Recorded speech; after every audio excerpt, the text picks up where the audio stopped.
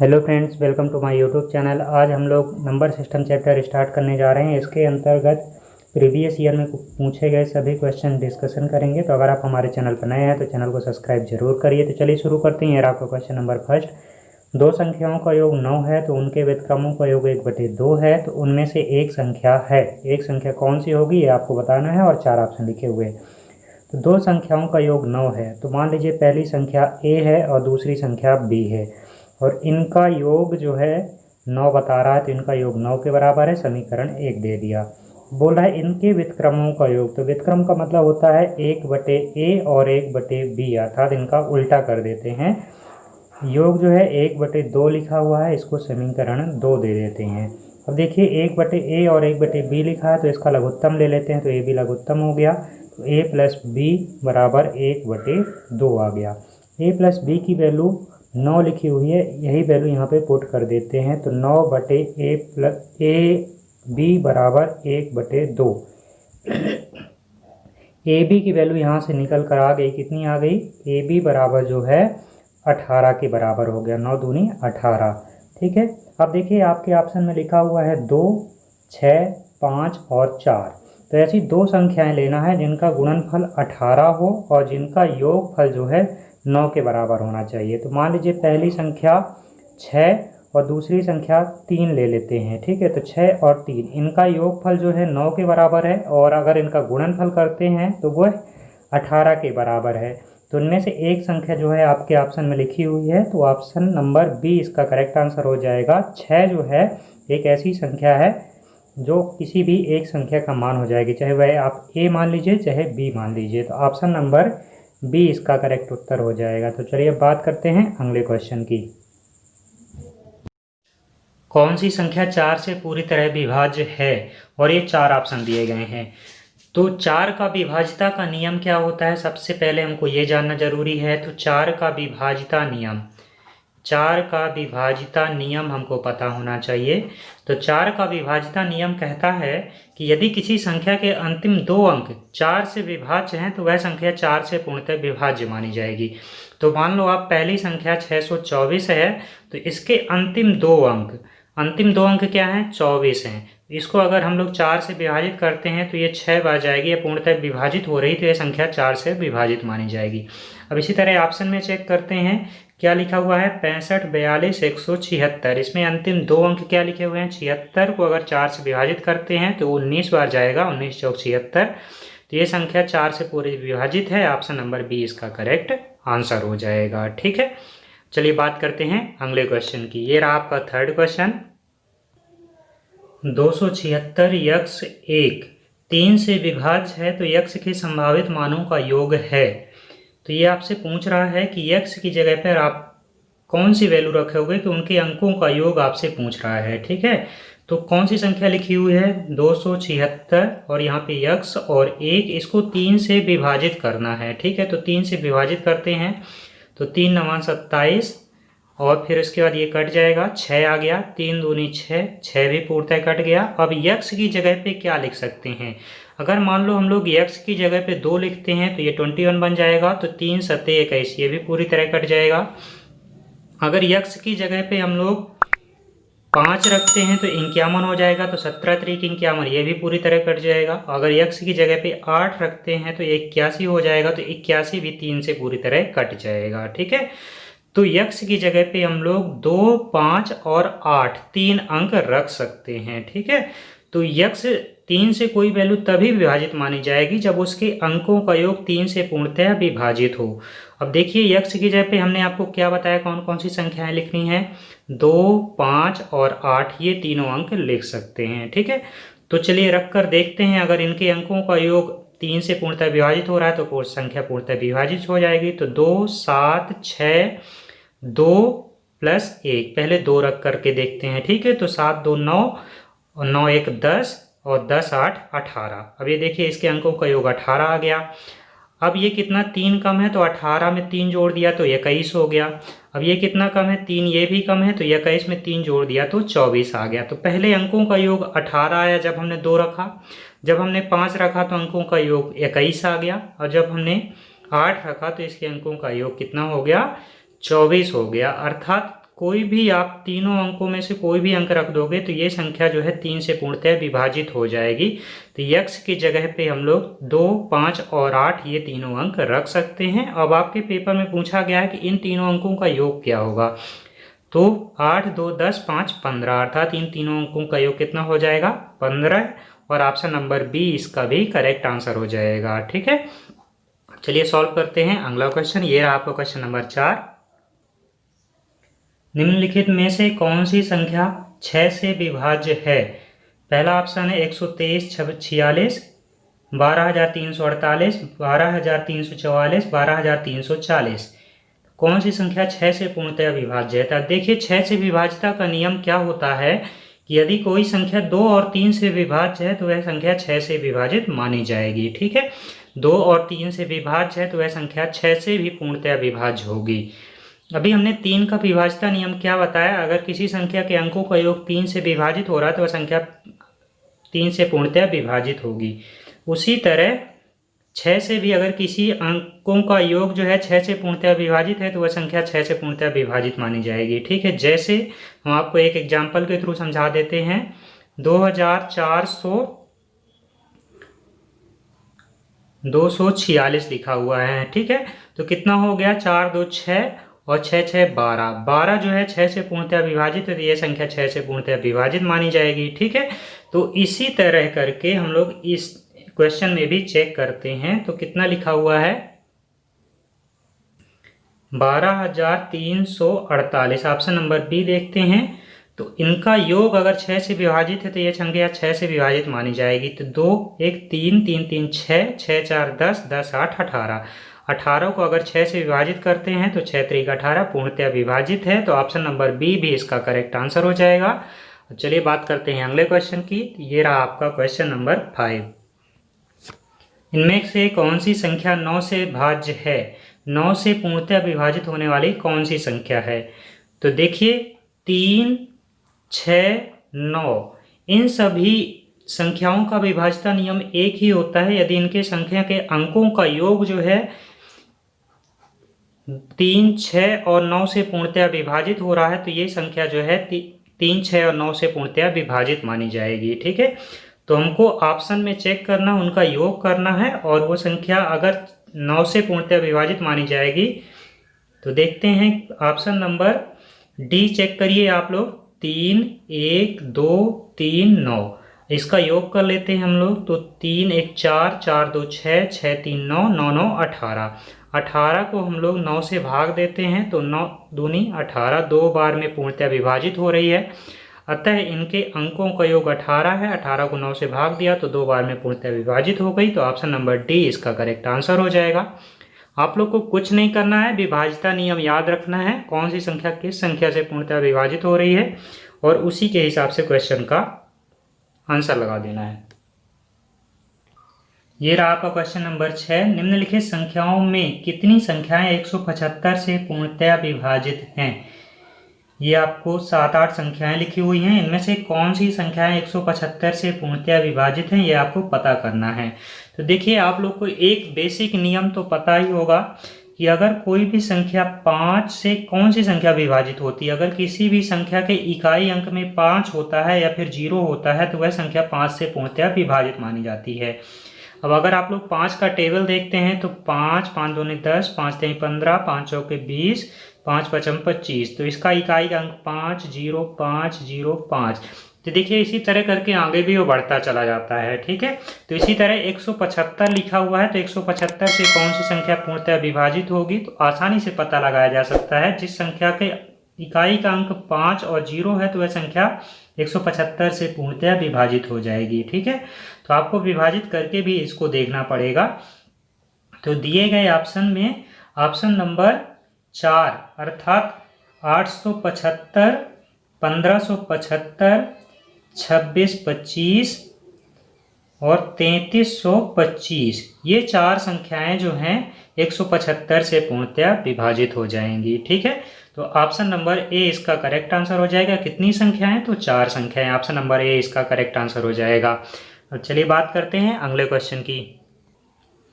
कौन सी संख्या 3 से पूर्णतः विभाज्य है? ये भी जस्ट सेम क्वेश्चन है। अगर किसी संख्या के अंकों का योग अगर 3 से विभाजित है तो वह संख्या 3 से पूर्णतः विभाजित मानी जाएगी। तो देखिए ऑप्शन नंबर बी लिखा हुआ है 1311। 1311 इसके अंकों का योग करते हैं तो 3 1 4, 4 2 6, और 6 को हम लोग 3 से विभाजित करते हैं तो पूर्णतः विभाजित हो जाता है। अतः 1311 जो है 3 से पूर्णतः विभाजित मानी जाएगी। ठीक है, तो ऑप्शन नंबर बी इसका करेक्ट आंसर हो जाएगा। अब कितना सरल क्वेश्चन पूछ रहा है। अब चलिए क्वेश्चन नंबर 8वां देख लेते हैं। सबसे बड़ी तथा सबसे छोटी दो अंकों की अभाज्य संख्याओं के अंतर की गणना करना है। दो अंकों की सबसे बड़ी संख्या कौन सी होती है? तो दो अंकों की सबसे बड़ी संख्या हमारी कौन सी होती है? 97। वो भी अभाज्य संख्या जो किसी दूसरी संख्या से विभाजित नहीं होती, केवल स्वयं से विभाजित होती है और 1 से विभाजित होती है। ठीक है, अभाज्य संख्या। फिर दूसरे नंबर पे बोल रहा है दो अंकों की सबसे छोटी अभाज्य संख्या। अभी हमने सबसे बड़ी संख्या लिखी, अब सबसे छोटी अभाज्य संख्या। सबसे छोटी अभाज्य संख्या, ठीक है, कौन सी होती है? 11। ठीक है ना, 11 जो है दो अंकों की सबसे छोटी अभाज्य संख्या होती है। अब पूछ रहा है इनका अंतर कितना हो जाएगा। तो 97 में 11 अगर हम लोग घटा देते हैं तो कितना हो जाएगा?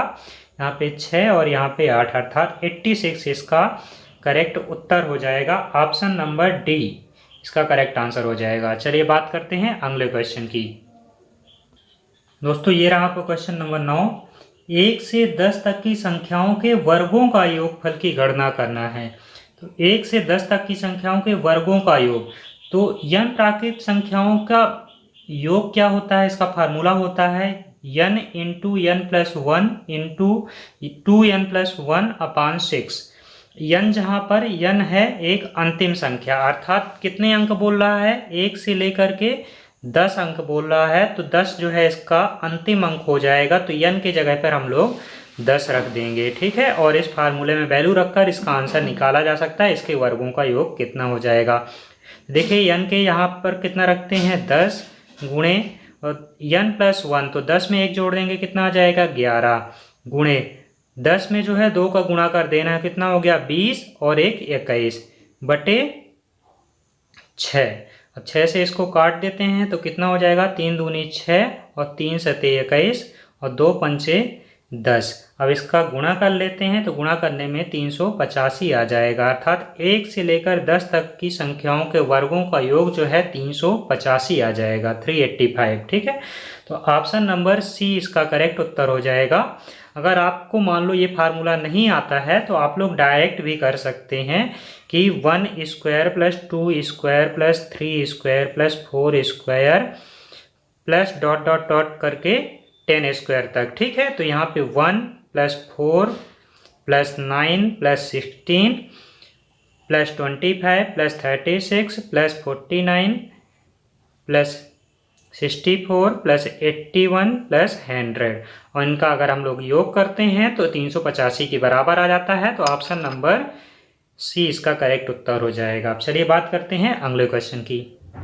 दोस्तों ये रहा आपको क्वेश्चन नंबर 10। यदि a cube plus 2 cube plus 3 cube plus dot dot 10 cube बराबर 3025 हो तो 2 cube plus 4 cube plus 6 cube plus dot dot 20 cube बराबर कितना हो जाएगा। ठीक है, इस तरह के क्वेश्चन को सॉल्व करने के लिए हम लोग क्या करते हैं?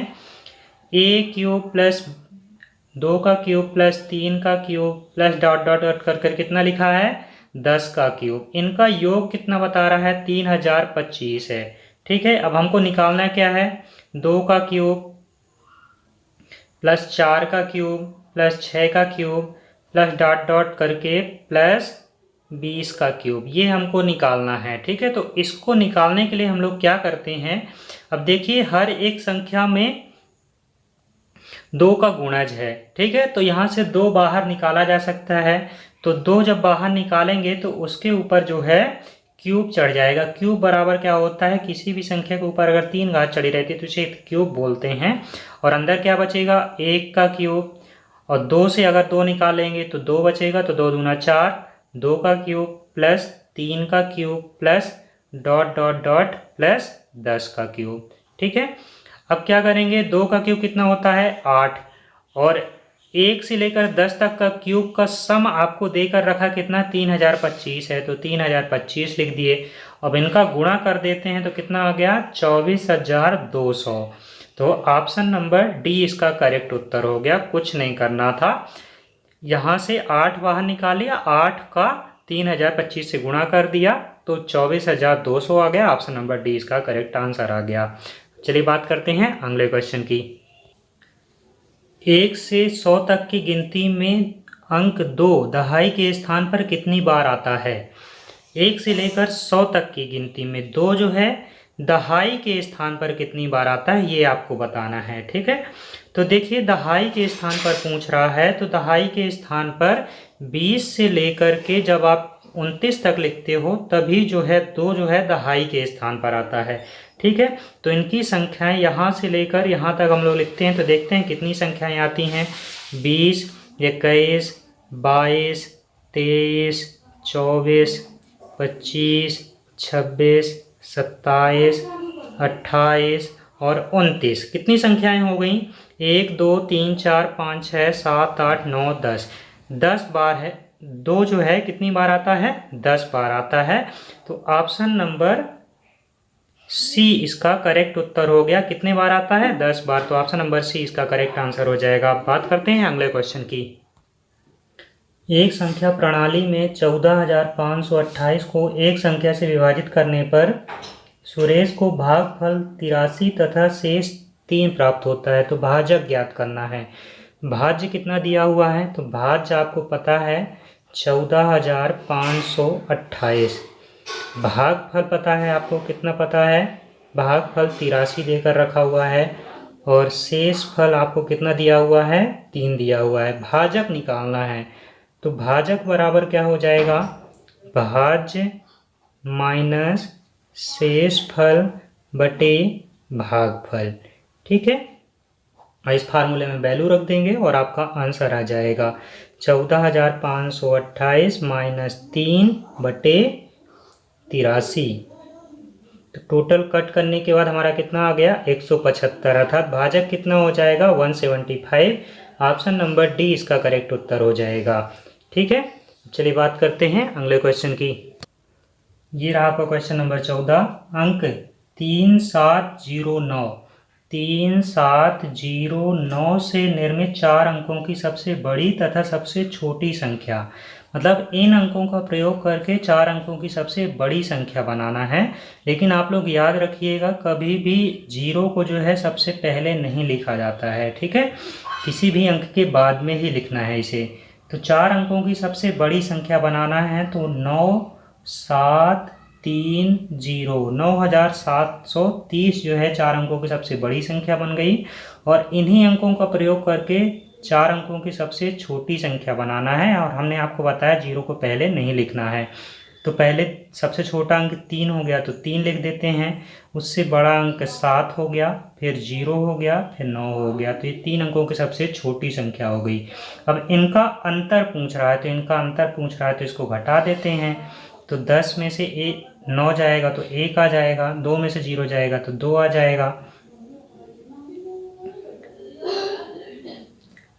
16 में से 7 जाएगा तो 9 आ जाएगा, और यहाँ पे 8 में से 5 आ जाएगा। ठीक है, तो कौन सा ऑप्शन सही हो जाएगा?